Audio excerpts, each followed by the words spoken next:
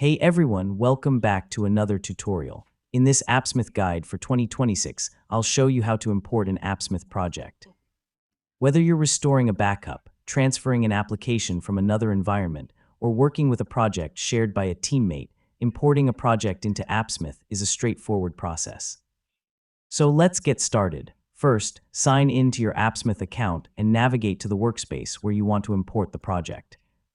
Make sure you have the necessary permissions to create or manage applications within that workspace. Once you're in the workspace, look for the option to create a new application or import an existing one.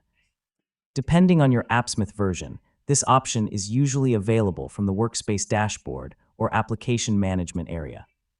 Next, select the import option and choose the exported Appsmith project file from your computer.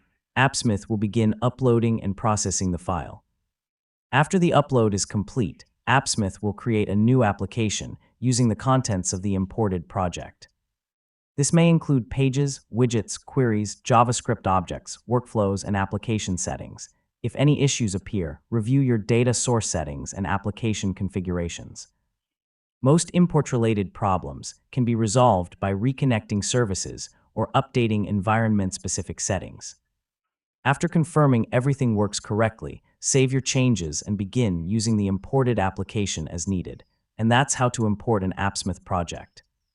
By using Appsmith's import feature, you can quickly restore backups, migrate applications, and collaborate more effectively across different environments. Thanks for watching, and I'll see you in the next tutorial.